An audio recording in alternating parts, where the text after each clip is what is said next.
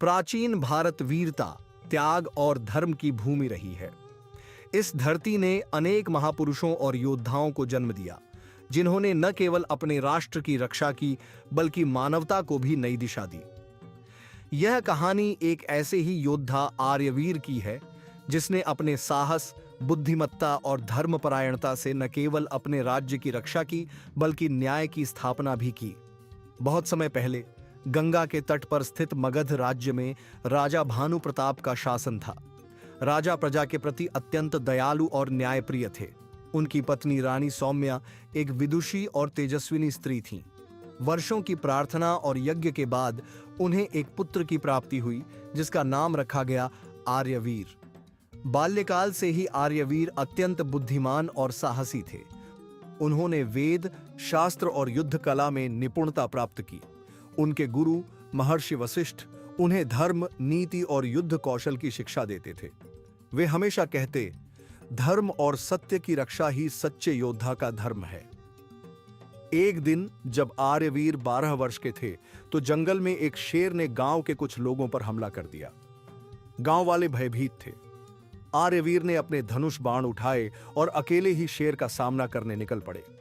उनके पिता ने रोकना चाहा, लेकिन आर्यवीर ने कहा, एक राजा का पुत्र होने का अर्थ यह नहीं कि मैं महलों में रहूं, बल्कि मेरा कर्तव्य है कि मैं अपनी प्रजा की रक्षा करूं। उन्होंने निडर होकर शेर का सामना किया और उसे पराजित किया। इस घटना के बाद पूरे राज्य में उनकी वीरता के चर्चे होने लगे। समय बीता और मगध राज्य पर संकट के बादल मंडराने लगे। पड़ोसी राज्य अवंती का राजा रुद्रसेन एक क्रूर और लालची शासक था। उसने कई छोटे राज्यों पर आक्रमण कर उन्हें अपने अधीन कर लिया था। अब उसकी नजर मगध पर थी।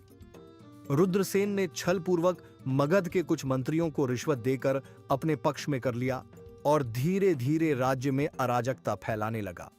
राजा भानु प्रताप वृद्ध हो चुके थे और इन षड्यंत्रों को भली भांति नहीं समझ पा रहे थे।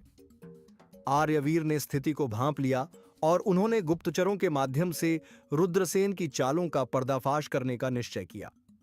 आर्यवीर ने अपने कुछ विश्वसनीय साथियों के साथ राज्य के विभिन्न क्षेत्रों का दौरा किया और देखा कि जनता भयभीत और असंतुष्ट थी। उन्होंने अपनी सेना को संगठित करना प्रारंभ किया।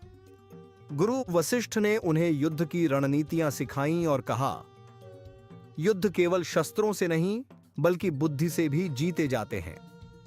आर्यवीर ने गुप्तचरों के माध्यम से रुद्रसेन की सेना की जानकारी जुटाई और अपनी सेना को नए तरीके से प्रशिक्षित किया। युद्ध की तैयारियां जोरों पर थीं, लेकिन इसी बीच राज्य के कुछ विश्वासघाती मंत्रियों ने शत्रु से मिलकर आर्यवीर को बंदी बनाने की योजना बनाई। एक रात जब आर्यवीर अपने साथियों के साथ रणनीति बना रहे थे, तभी उनके महल में आक्रमण हुआ। उन्हें धोखे से पकड़ लिया गया और कारागार में डाल दिया गया। परंतु उनकी माता रानी सौम्या को इस षड्यंत्र का आभास हो गया था। उन्होंने अपने विश्वस्त सैनिकों की सहायता से आर्यवीर को मुक्त कराया। मुक्त होते ही आर्यवीर ने कहा, अब यह केवल मेरा युद्ध नहीं, बल्कि सत्य और असत्य के बीच की लड़ाई है। आर्यवीर ने अपनी सेना को पुनः संगठित किया और रुद्रसेन की सेना से युद्ध करने के लिए आगे बढ़े।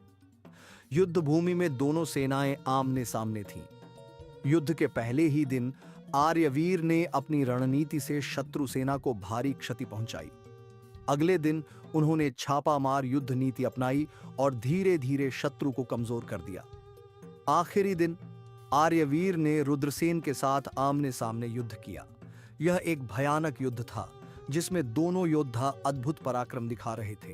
अंततः आर्यवीर की तलवार ने रुद्रसेन का अंत कर दिया। युद्ध के बाद आर्यवीर ने राज्य की बागडोर संभाली और अपने पिता के साथ मिलकर प्रजा की भलाई के लिए कार्य किया। उन्होंने एक ऐसे शासन की स्थापना की जहां धर्म, न्याय और समानता का बोलबाला था।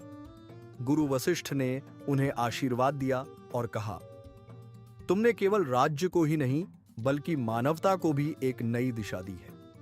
आर्यवीर का नाम इतिहास में स्वर्ण अक्षरों में लिखा गया।